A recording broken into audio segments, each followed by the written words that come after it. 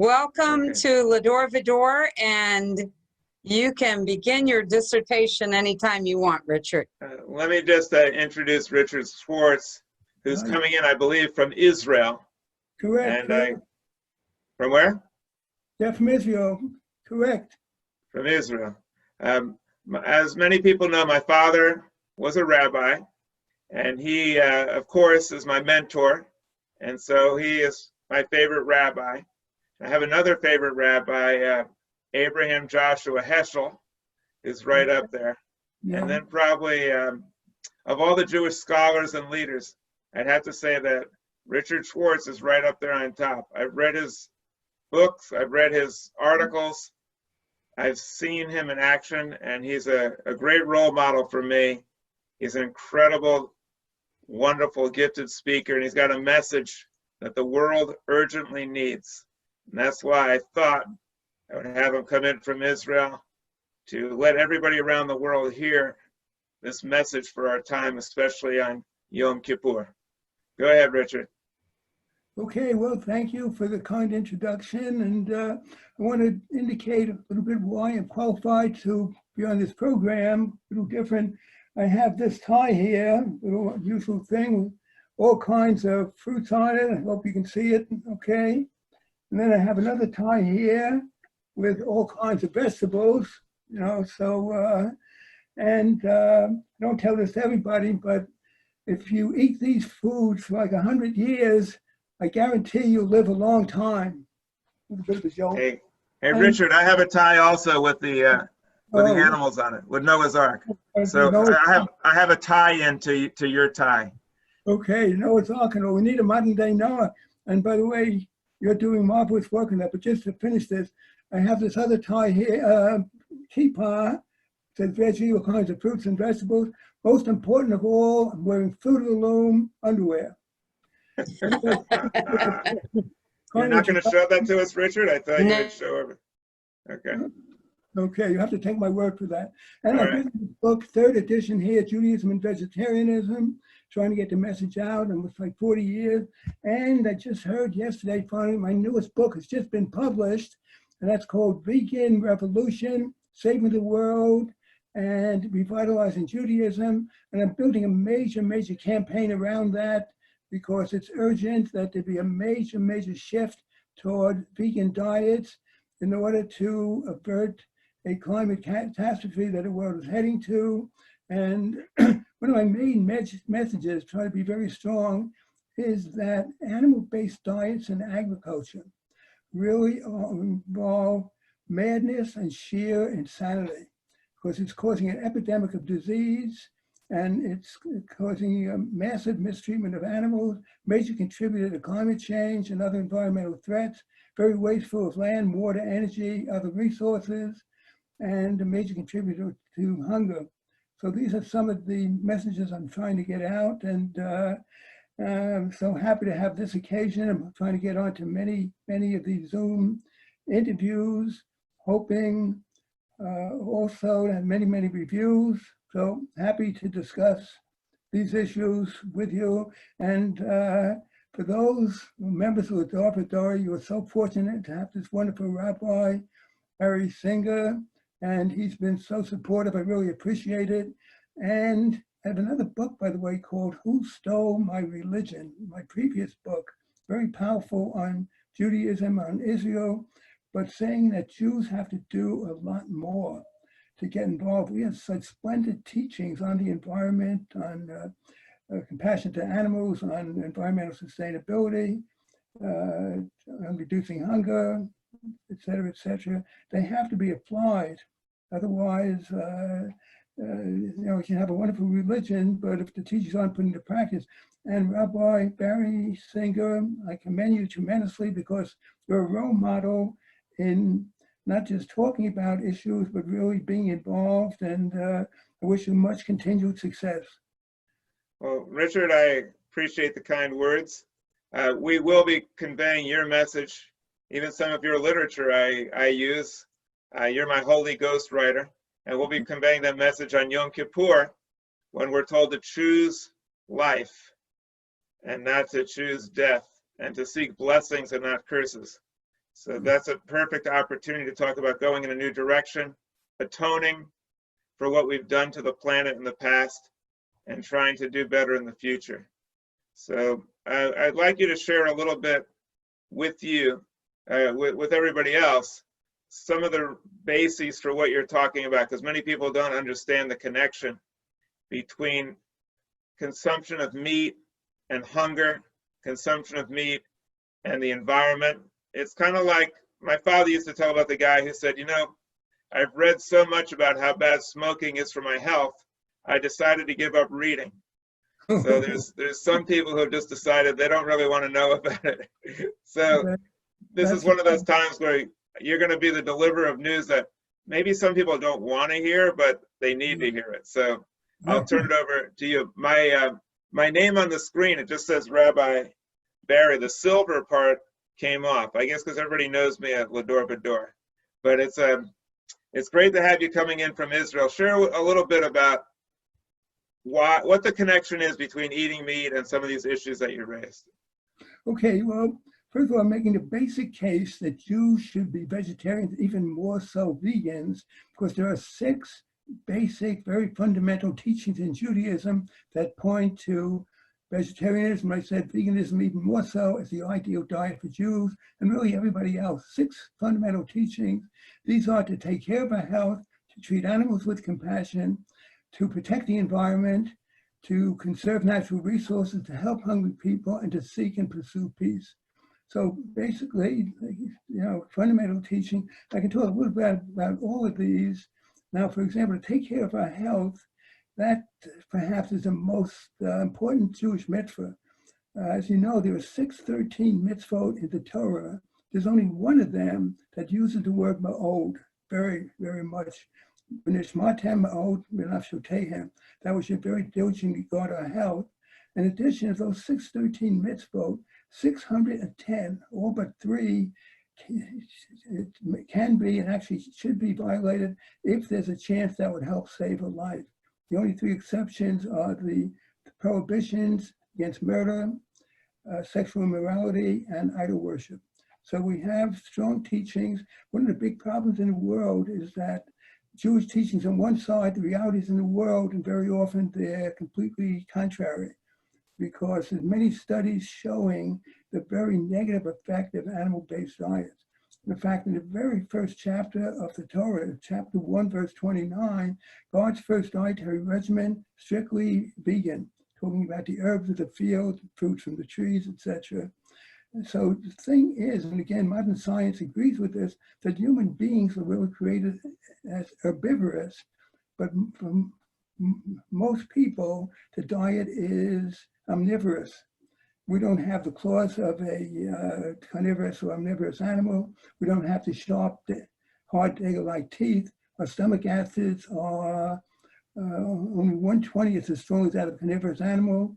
And we have a very long digestive system, 4 times longer per unit height than that of omnivorous or carnivorous animals.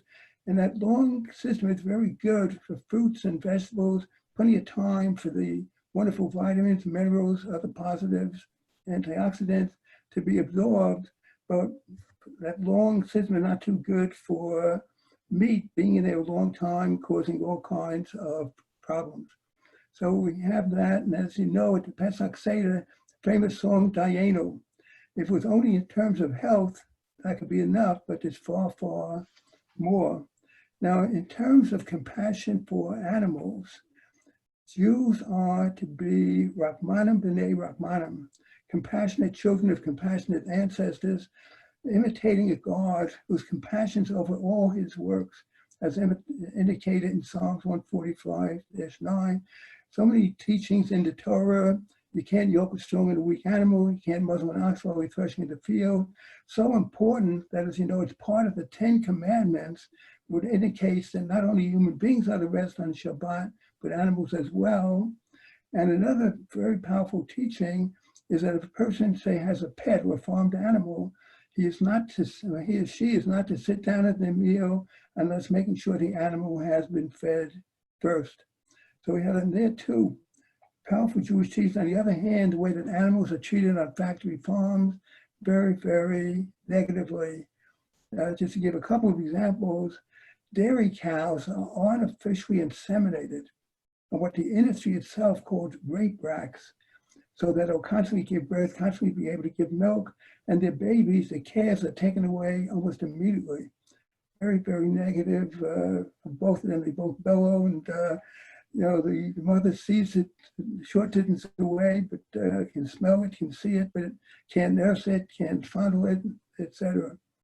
And also for the egg industry. That's why I go beyond vegetarianism to veganism, because as you know, that involves not eating dairy products and eggs as well as animal flesh. At the egg-laying hatcheries in the US alone, almost 250 million chicks are killed almost immediately after they're given birth.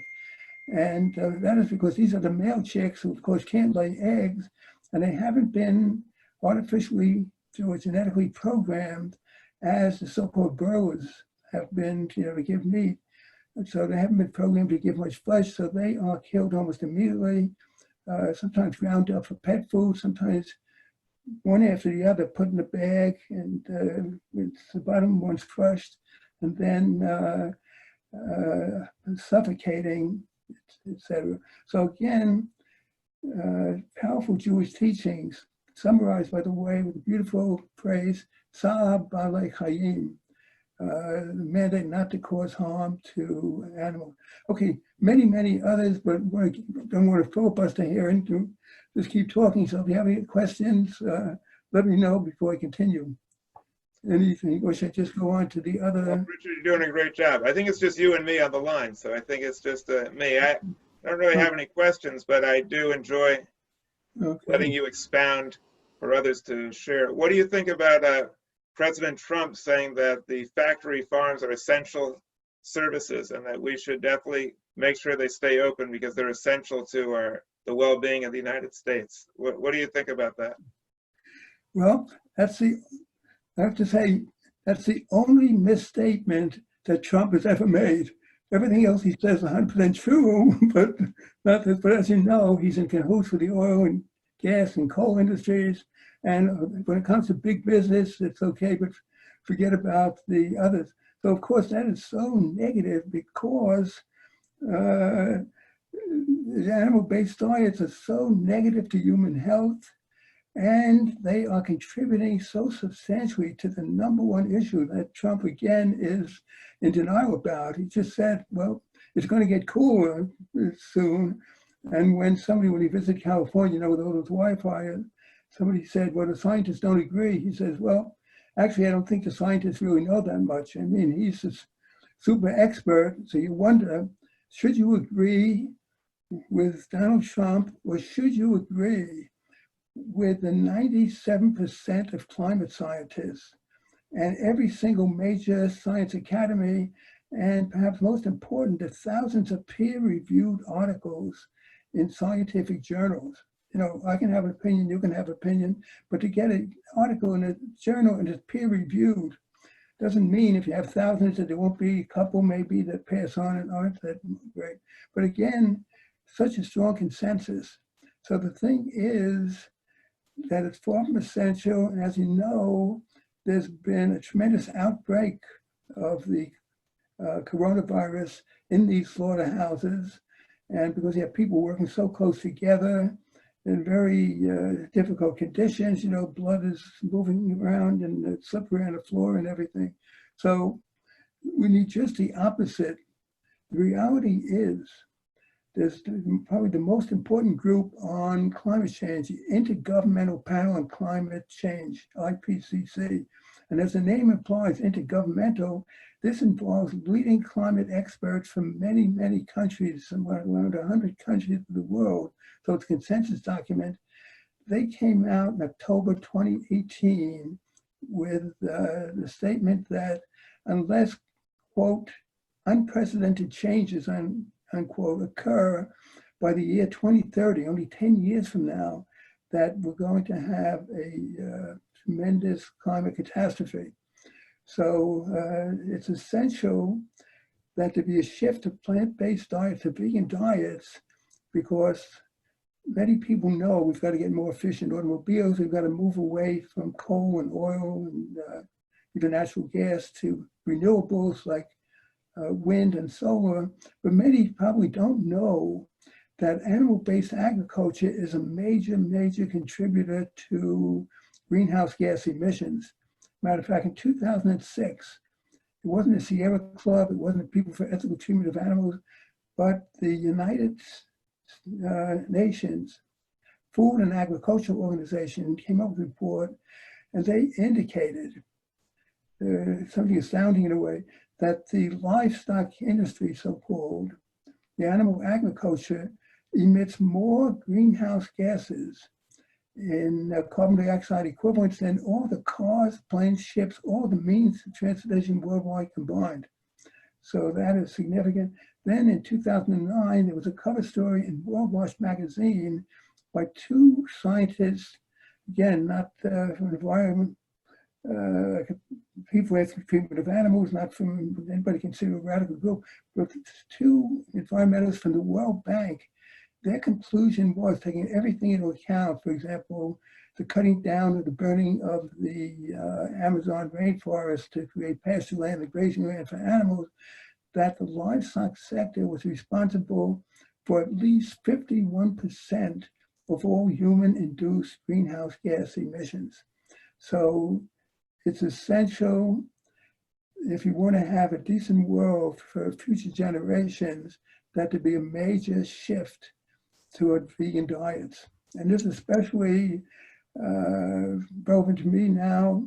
I mentioned I'm in Israel, moved here 4 years ago. We've been blessed by having 3 grandchildren getting married, became a great-grandfather about a year ago for the first time. So now I wonder, I see these wonderful events, what kind of world are we leaving for future generations? And of course, this has been super relevant recently. Everybody's seen on TV the massive wildfires in California, and actually the other Western states, Oregon, Washington State, so bad that the smoke has made the air quality there far worse even than Beijing, China, which is known in other places in India and China, terrible air conditions all the time. As you know, in China, they have many coal-burning power plants. So and then, of course, the recent storms, 2 typhoons, one after the other, hit the Koreas and Japan. The Gulf Coast has been hit. This year, I think only for the second time, we have gone through the entire US alphabet. You know, every storm is given a name, like Sally recently hitting the Gulf Coast. We've passed the alphabet. We now are up to beta. They started using the Greek alphabet. Only once before, in 2005, they got all the way up towards the alpha, beta, gamma, delta, epsilon, up to zeta. And we still have much of the hurricane season ahead of us. So we can see more storms, more severe storms. And just very briefly, people have said, there's always been storms, there's always been droughts, you know, there's always been flooding. However, something they used to call a 1 in 100 storm seems to be happening every year now, sometimes 2 and 3 simultaneously. And more severe, there are 3 reasons for that based on climate change. The warmer atmosphere can hold more moisture. So when a storm occurs, it's more likely to be heavier in terms of rain. And the seas haven't gone up that much, maybe only about 8 inches, but that means more of a storm surge when a storm strikes. And the waters are warmer, and that gives more energy to the storms as they cross the water. They can turn from a tropical storm to a category 1 or 2, or even higher number hurricane. Richard, another problem is that we've gotten rid of the wetlands in the Gulf states, and so when the storm comes in, Sure, it causes more of a rise in the water level. Do you think that rabbis should be speaking about these issues?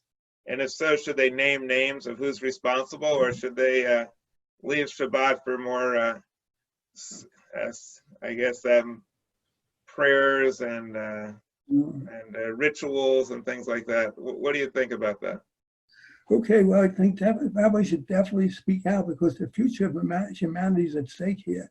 It may be that maybe they shouldn't use specific names, but people can get the idea who they're talking about. But they should indicate, for example, that Judaism has these powerful, powerful teachings, and they should be applied to the situation. They should mention to people, we are heading toward an unprecedented climate catastrophe.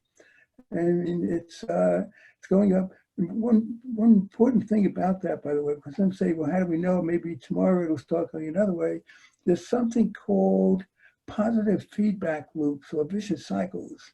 You know, we're all familiar with the domino effect. You can have 1 million dominoes lined up. You just touch one of them, every one of them falls. So the positive feedback loop is not the same because the domino effect is like a linear effect. And the other one is more like event A increases B, which in turn increases A, and it goes around and around. Just for example, we mentioned the many fires in California, year after year after year. By the way, a former governor of California, Arnold Schwarzenegger, said the fire season used to be a few months a year. Now it's getting closer to all year round. Anyway, for these fires, the reason it's like a positive feedback loop is that, of course, many trees are burned. We know trees absorb and store carbon dioxide. So losing those trees, we're losing like a sink for the carbon dioxide. And acre after acre of fires burning these trees, tremendous amount of carbon dioxide going up to the atmosphere. So that makes future climate events even more likely. By the way, another former governor of California, Jerry Brown, very much active now.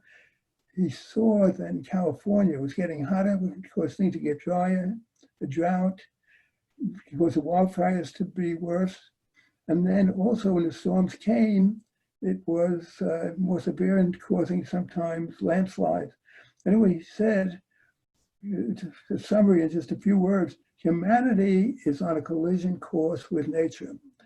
So I think rabbis should definitely speak out on overall to indicate what the threats are, to indicate the powerful Jewish teachings, and maybe to say something like every politician should put this at the top of their list. You know, they may feel naming names might have negative repercussions. I can understand that, but certainly to do it in a general way. And Richard, the sages of the Torah, they didn't hesitate to name names. Like Moses didn't say to whom it may concern. He went right up to Pharaoh and told him to let his people go. Nathan didn't say, hey, I think it would be nice if the kings behaved properly. He went right up to David and castigated him. The other prophets didn't hesitate to name names and say who's doing what. So don't you think it's in the Jewish tradition to say who's doing wrong and to denounce evil and not dance around the bush? Okay, you make a great point, but I know a lot of rabbis, fortunately, have to keep their jobs in mind and all, and don't want to have negative consequences and all, but all more power to them. They do it if they're willing to take a stand on that and to do it. You know, Pharaoh, of course, was a big issue. For somebody to, of course, talk about a very negative anti-Semite out there or something like that, and you definitely name names and all. But again, so leave this to the conscience of every rabbi. But Richard, are there many rabbis that pay attention to you and that work with you and communicate your message? Okay, now there's somebody here in Israel, Rabbi Yonatan Nero. He founded a group called the Interfaith Center for Sustainable Development, and he's had a couple of interreligious events. Now, to try to support him as much as possible, I made a statement on climate change, and I tried to get many rabbis to support it. So for the first event, I got 43 Orthodox rabbis here in Israel to sign on to that. Then another event, I got 34 conservative, what's called Massorti rabbis, to sign on to that. The next one I would work in Reform, but it hasn't had the third one out of that. So there are some, but far from enough And there are groups and all, and you never know when you write a book and how it affects people. So I'd say, yes, it has had an effect, but far, far from enough. And this has to become a central focus in Judaism today. That's why, as I said, the book has just been published. And by the way, you notice 2 subtitles, Saving the World, and we've sort of been talking about that in terms of the necessity of that with climate change and the fact we have Jewish teaching. And the second one is Revitalizing Judaism. So it sort of ties in with what the questions are. Why does Judaism need revitalizing? And because so many rabbis have not been spoken out. Now, I don't want people to think nothing's being done. There are some very good Jewish organizations, rabbis speaking out, but far, far from enough. And you mentioned my favorite rabbi before, Abraham Joshua Heschel. And he, as you know, is a role model, very much involved with observing Jewish law and rituals. But as you know, marching with Martin Luther King, going to the Vatican, getting much better conditions for the Jews, one of the first to speak out for Soviet Jewry being freed and all. And although he got a lot of criticism, speaking out very strongly against what he and I regard as a very immoral, unethical war in Vietnam. So he is a great, great model. And as you know, he spoke out very strongly against what he called religious behaviorism, which is like doing a ritual, but not tying it in with what's happening in the world. And he said, Richard, do you find that the Orthodox rabbis are less receptive to your message than the progressive rabbis? I mention that because I approached an Orthodox rabbi about getting involved with me with an environmental issue. And we were having a rally for the environment. And he said, the environment, it's all in the hands of Hashem. Why are you doing this? So I said to him, well, Hashem did a good job creating everything, but his maintenance apparently isn't too good. I think he needs some help. But I tend to get that attitude from the Orthodox, especially the concept of a world to come. If they're Orthodox or fundamentalist Christian or whatever, if they believe there's another world, they're not really going to care about this one. In fact, some of them like the destruction of the world because they think before Jesus comes back or whoever, you got to destroy this one and then you'll have a better one. So do you find these concepts, these traditional concepts, dangerous? I'm sorry, what was your final question? Are they dangerous? These religious Orthodox fundamentalists who trivialize this world and think about some other one and not this one. Do you find that to be dangerous and actually antithetical to Jewish values? Absolutely. That's sort of a Christian value, you know, salvation, what's going to happen in the world to come, and you have to believe for that. Okay, so on your point, first of all, as I said, I got 43 Orthodox rabbis in Israel to sign on to, so there are some very strong, but I have heard that so often, God will take care of it, when Mashiach, Messiah is coming, and things like that, very negative. And one thing I once read in a book of sayings, sort of about prayer, it says, pray as if everything depends on God, but act as if everything depends on you. As you know, in Judaism, we're supposed to be co-workers with God. It goes way back to Genesis chapter 2, verse 15, which says God put Adam, the first human being, into Gan Eden, the Garden of Eden, to work the land, but also to guard it. So we are to be Shomrei Ha'adamah, guardians of the earth, working with God, protecting the world. And to just say, I don't have to do anything, God's going to take care of it, and I agree with you, is definitely not consistent with basic Jewish values. We've got to be involved. Well, Richard, I want to thank you for sharing your words of wisdom with us as we approach Yom Kippur. I thought the timing was really good because we need to atone and to repent and to choose life. So your message is especially important at this time.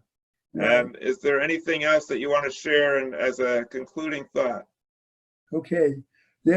First, thank you so much for this opportunity. There's so much more, but hopefully part of my campaign and other interviews, I'm trying to bring things out. So I just want to point out a couple of things. First of all, if people would like to work with me on this, let me give my email address. That's veggierich@gmail.com. That's VEGGIE, and then RICH, which of course is the first 4 letters of my name, but also maybe implies other things, and rich in vegetarianism, try to be. And also, I mentioned book Judaism and Vegetarianism, that people can read freely on a website, along with another book I wrote, by the way, because it's not just vegetarianism, it's other things. So this is Judaism and Global Survival. So I have a website where those books can freely be read, and 250 articles, book reviews, etc., including articles that relate every single Jewish holiday and Shabbat to vegetarianism, veganism. So the website address, in fact, that's one word, Jewish Veg, Jewish VEG.com, and then that slash, and that's my last name, SCHWARTZ. And just a final thought, again, your synagogue is so lucky to have you, but I'd like to see, hopefully this will be recorded, I assume, so hopefully many people watch it. I had told many people, some may have tuned in, but the fact that we had to start late, see what a funeral, etc., maybe some people tuned in and then sort of gave up. But I hope others will see it. So everybody watching this, if you want a decent world, children, future generation, it's essential that there be a major shift toward vegan diets. As I said, I try to be a little blunt on this, but animal-based diets and agriculture, it's madness and sheer insanity. Because by shifting to a vegan diet, we can cut the heart disease, cancer, other life-threatening diseases tremendously. God designed us to be vegans. Modern science is showing that. And the way that animals treated, unbelievable, far from Jewish teachings. And again, we're supposed to be co-workers with God. And if we don't solve the climate crisis, then everything else will not be important at all. This is fundamental. We have little time. This has to become basic to all aspects of Judaism. We didn't get into that much, but as you know, there's a very important teaching in Judaism, Bal Tashchit, based on the biblical teaching that even in wartime, you think anything goes, you cannot destroy fruit-bearing trees to build a battering ram to try to overcome an enemy fortification. But the reality in the world is so wasteful. Animal-based diets, very wasteful of water, energy, land, grain, etc. And one point, you had mentioned hunger, and I didn't really get into that before, but Judaism has powerful teachings on reducing hunger. Each farmer had to leave a corner of the field so the poor could eat from it. You know, that was like their social welfare system. But the incredible thing is, while about 9 million people die annually from hunger and its effects, over 10% of the world's people are chronically hungry. Almost 70% of the grain produced in the US is fed to animals destined for slaughter. And what makes it even more shameful is we take healthy products like corn and oats and soy, which are devoid of cholesterol and complex and saturated fat, and very high, the very positive fiber and complex carbohydrates. We feed it to animals, we get a product just the opposite, high in cholesterol, high in saturated fat, and causing an epidemic disease in the Jewish community and other diseases. So, Richard, I'm going to suggest that people read your books. You wrote a book, Who Stole My Religion? And I thought pretty much everything that could be said was said. Then you come out with even more books and has some very powerful messages. So I'm going to encourage everyone. I saw Jeffrey Spitz Cohen briefly on the line, on the Zoom. I was hoping he might share a few words, but I don't see him anymore. So I think we lost him, but I will encourage everyone to read Richard Schwartz's book, to take his message to heart, and as we start a new year, to try to change our ways alter the way that we eat, adjust the patterns of how we decide to deal with the environment, and then we can make this a really good year. So Richard, I thank you very much for sharing with us. Jeffrey, I'm going to have you back when we're fortunate to have you join us. And Richard, you're a true inspiration. You're exceptionally dedicated, a wealth of information, and you really inspire me. So I thank you very much for joining with us, and keep up the good work. Thanks for all you're doing. I wish you much continued success. As I say, Gemach Hatima Tova. It should be a good year for everybody, and let's hope by applying Jewish values, we can make it more likely it will be a great year. So, All right, and thank you, Sharon, for hosting this event. Thank you, Richard. Sei gesund, shalom, Hatzlacha, and we'll be in touch. Okay, Take definitely. care.